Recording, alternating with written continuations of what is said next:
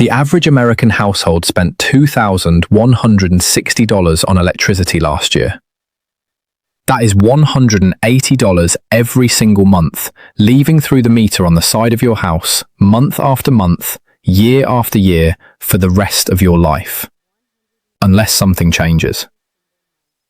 The average American household also spent $1,500 on water and sewer last year, $800 on trash collection, $1,200 on internet service, over $4,000 on health insurance premiums alone, before copays, before deductibles, before prescriptions, and somewhere between $1,500 and $4,000 on pest control, lawn care, cleaning products, and personal care products that most households buy without ever asking whether the same result could be achieved for a fraction of the cost. Add those up and you are looking at somewhere between $12,000 and $15,000 per year, leaving the average American household for services and products that a family like mine has not paid full price for in decades, and in most cases has not paid at all. I want to be honest with you at the start of this video about what the title means.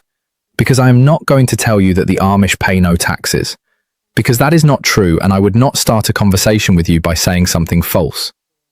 The Amish pay property taxes, sales taxes, and in most cases income taxes the same as any other American. What the Amish do not pay, in many cases, are the recurring monthly bills that most Americans treat as fixed, unchangeable facts of life. The electric bill, the water bill, the trash bill, the pest control contract, the lawn service, the products, the subscriptions, the services. These are not taxes. These are choices, and they are choices that most people never examine because the alternative was never explained to them. My name is Hope Yoda, and I live on a property where our monthly bills look nothing like what I just described. I'm going to walk you through the specific categories where the difference is largest, what we do instead, what it costs, and what it would take for someone living a more typical modern life to move meaningfully in the same direction, even if they never move all the way. The electricity bill first, because it is the one that surprises people the most, and the one where the gap between what most people pay and what is actually necessary is widest. We have not paid an electric bill on this property in 11 years. Not because we went without the things electricity provides. We have lighting, we run a chest freezer, we charge devices, we run fans in summer. What we do not do is pay a utility company for the privilege of having those things. 11 years ago, I built a solar system for this property for $300. 2 100-watt panels, a charge controller, a deep cycle battery, and a pure sine wave inverter. That system has powered our essential electrical needs every day since then. But I want to go further than solar today, because the solar setup I described in a previous video is the foundation, and what I want to talk about now is what sits on top of it for households that want to go even further, or that are in locations where solar alone is not sufficient for their needs. Small wind turbines have become genuinely affordable in a way they were not even 5 years ago. A vertical axis wind turbine, the kind with blades that spin around a vertical shaft, rather than the propeller-style, horizontal axis turbines most people picture, can be mounted on a rooftop or on a pole in a yard, and begins generating meaningful power at wind speeds as low as 6 to 8 miles per hour.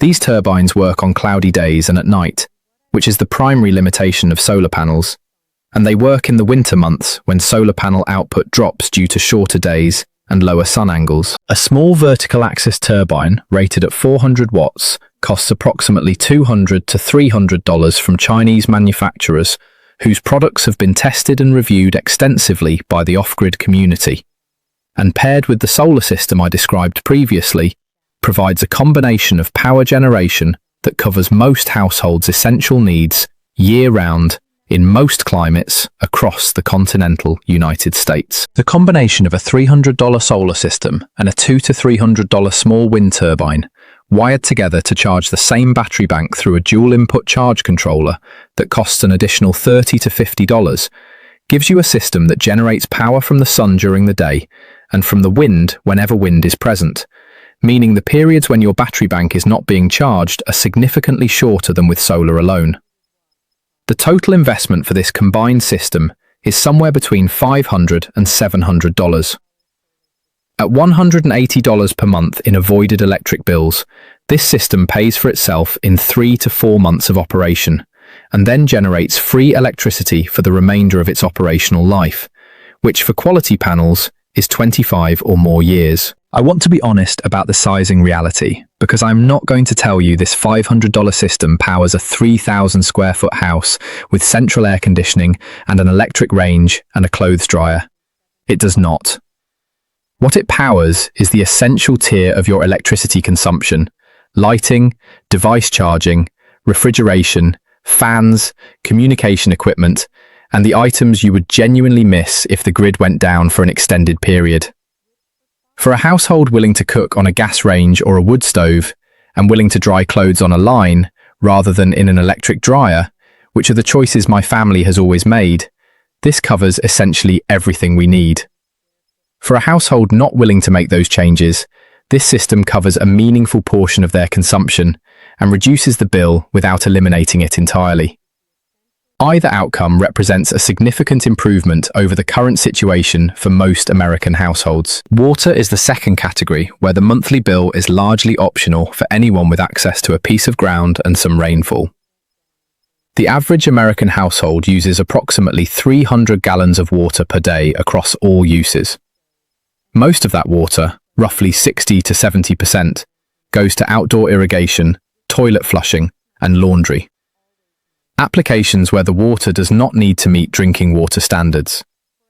A properly designed rainwater collection system captures precipitation from the roof of a house or outbuilding and stores it in tanks for use in these applications.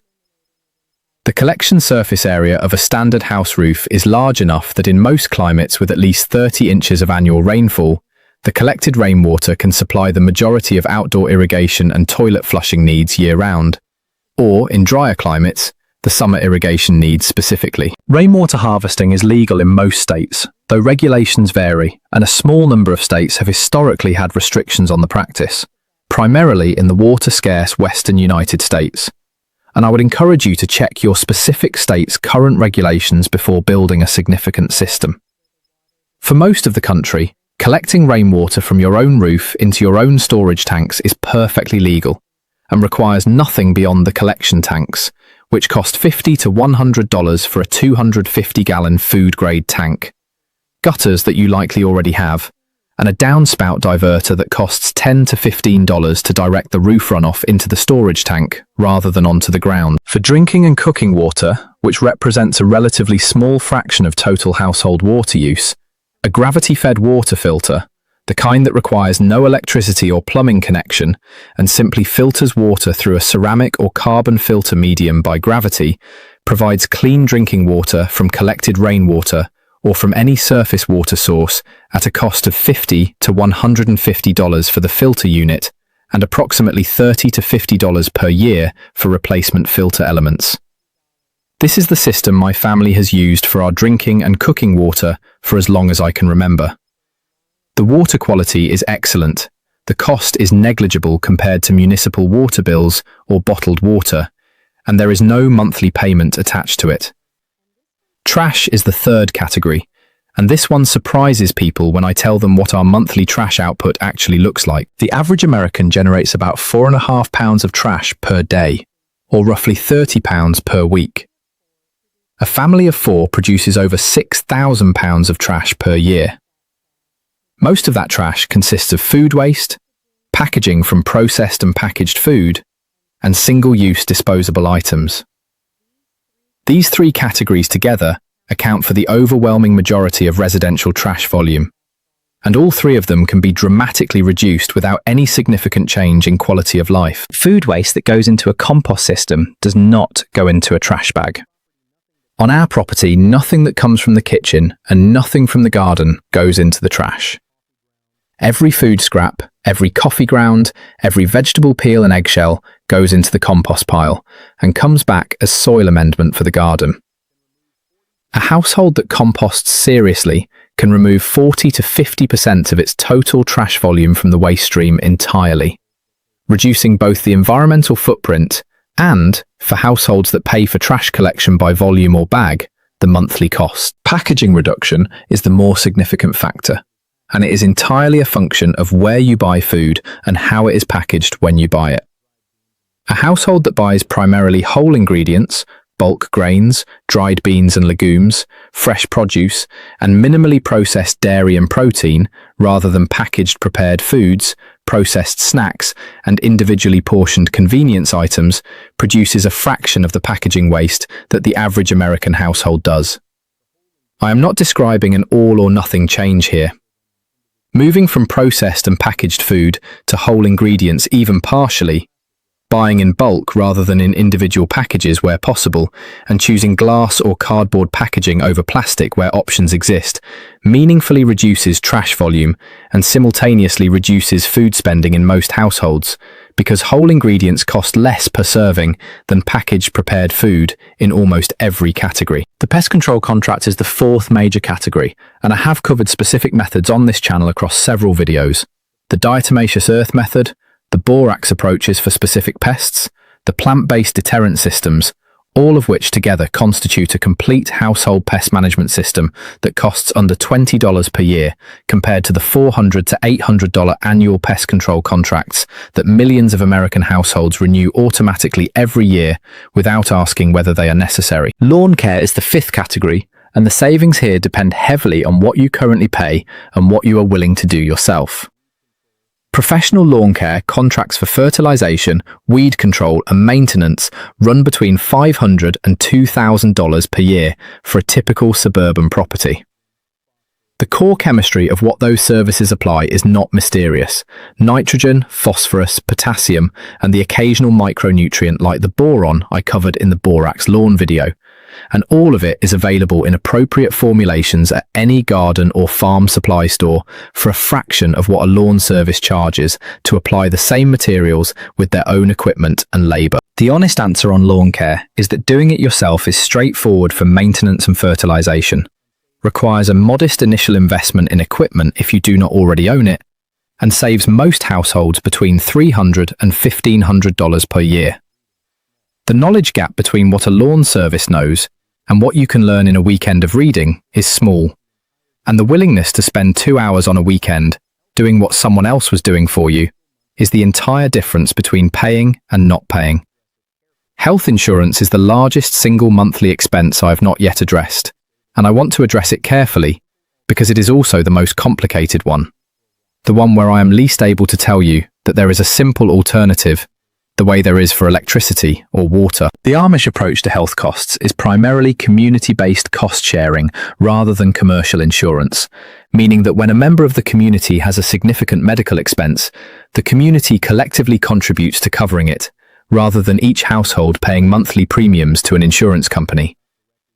This model works within a tight-knit community, with shared values and mutual trust, in a way that does not directly translate to typical modern American life for most people watching this video. What I can tell you is that health sharing ministries, which are not insurance companies, but which operate on a similar cost-sharing principle and are available to members of the general public who meet certain eligibility criteria, have been used by many families as a lower-cost alternative to traditional health insurance, with monthly contributions typically running 60 to 70% lower than comparable commercial health insurance premiums for healthy individuals and families.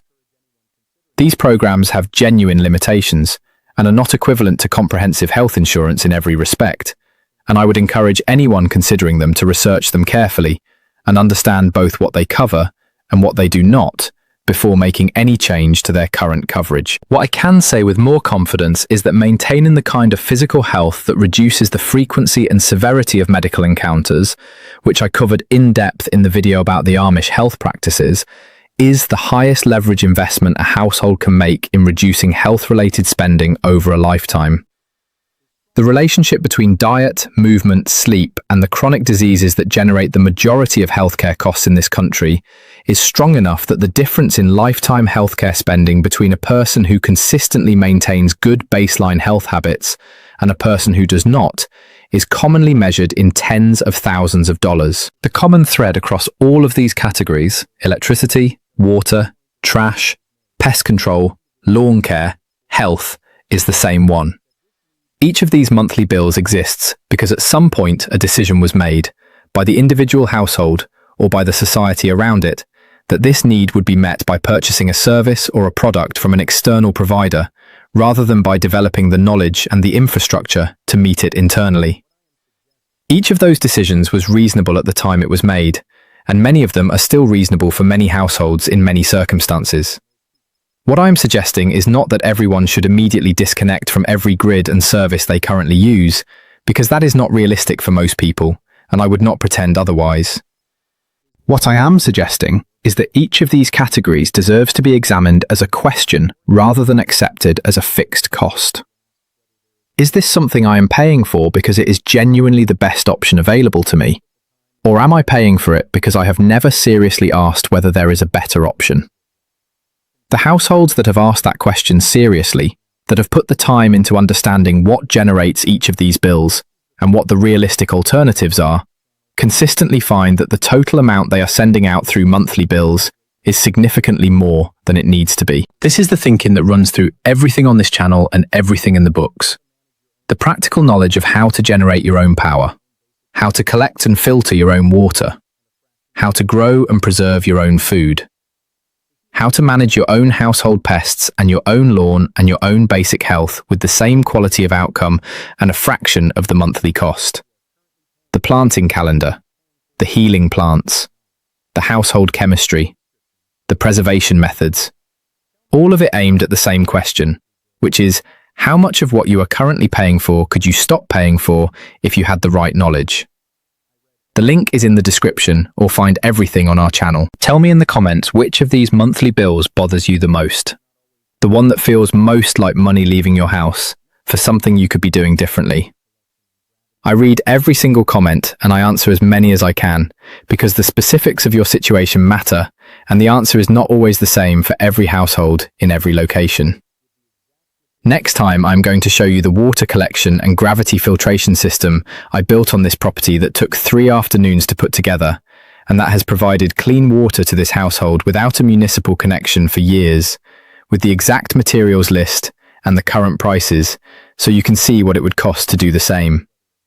I will see you then. That $12,000 leaving the average American household every year for monthly bills and services is not leaving because it has to. It is leaving because nobody sat down and asked whether it had to. That is the question this channel has always been about, and that is how it is still asked in any household that is paying attention.